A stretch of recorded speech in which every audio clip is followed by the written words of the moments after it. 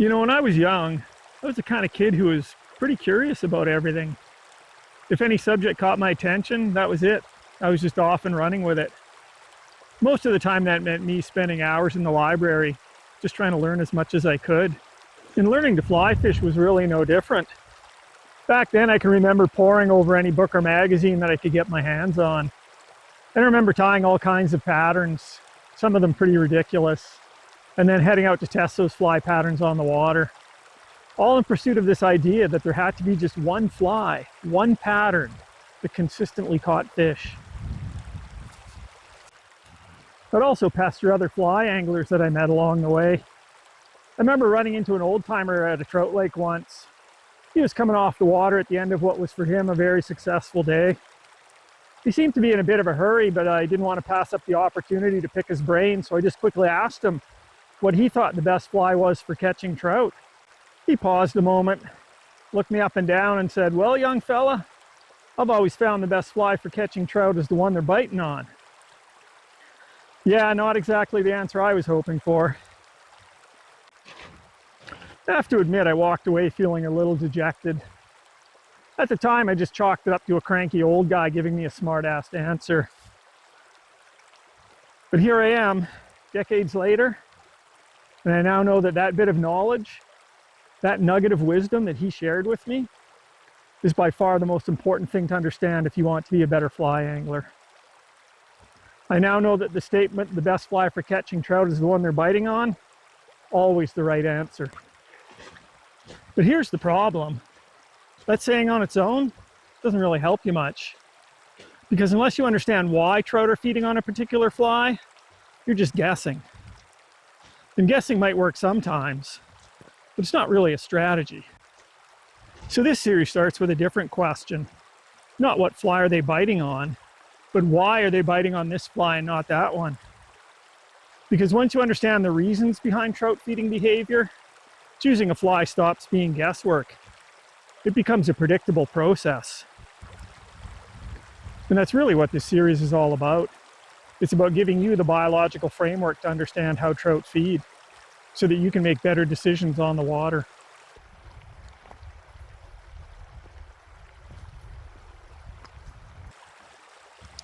To do that, we need to start with a simple but very important idea.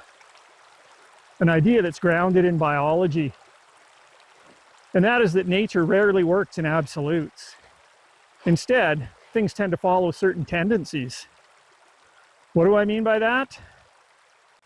Well, imagine if you went out and measured the length of 1,000 one-year-old trout, all from the same river.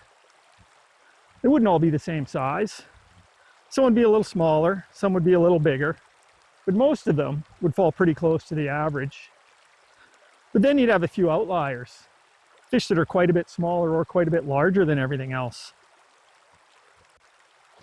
If you were to graph this out, you'd end up with a pattern that looks something like this, where most of the fish cluster around the middle, or the average, and fewer fish out at the extremes.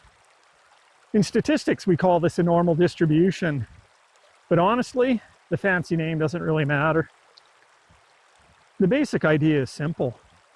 In nature, most things sit near the average, but there's always a few that exist out at the edges.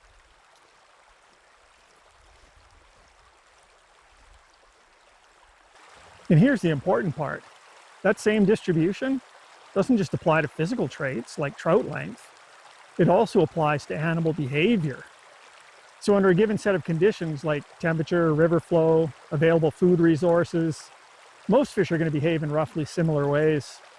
Not identically, but usually pretty close.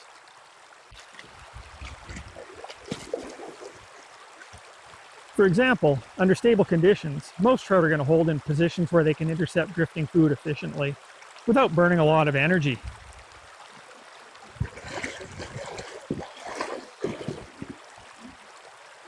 But there will always be exceptions. There will be fish sitting in odd spots, eating at weird times, or just doing things you didn't expect. And those fish aren't wrong. Their behavior is just not sitting in the middle of the normal distribution.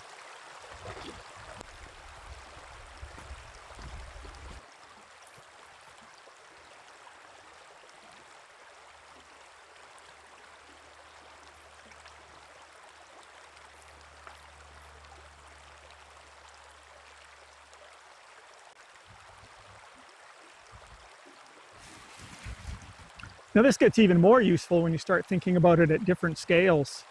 If you zoom way out across an entire region or watershed, most trout are going to respond to similar conditions in similar ways. Zoom into a specific river or lake, you'll still see similar behaviors, but there's always going to be some fish bucking the trend. Zoom in again to a single run or weedy shoal, most fish will behave similarly, but again, not all of them. And then you get down to the individual fish. Even one trout in the same spot, under the same conditions, it's usually pretty consistent in its behavior, but not always. Sometimes that fish will do something completely out of character. So what does all of this actually mean for us? Well, when it comes to trout feeding behavior, it explains a lot. It explains why you can catch a few fish out of a run, but certainly not all of them. That's why a fish might ignore your fly over and over again, and then suddenly eat it. And it's why if you fish any fly long enough, eventually something's going to take it.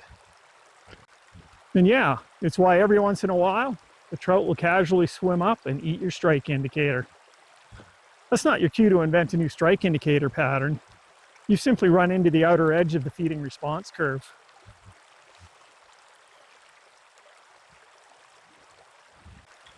And this is where a lot of anglers get stuck.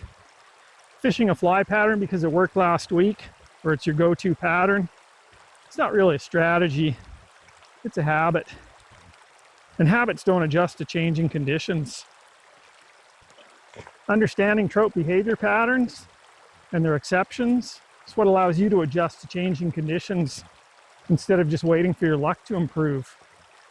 It's also why the best fly for catching trout truly is the one they're biting on.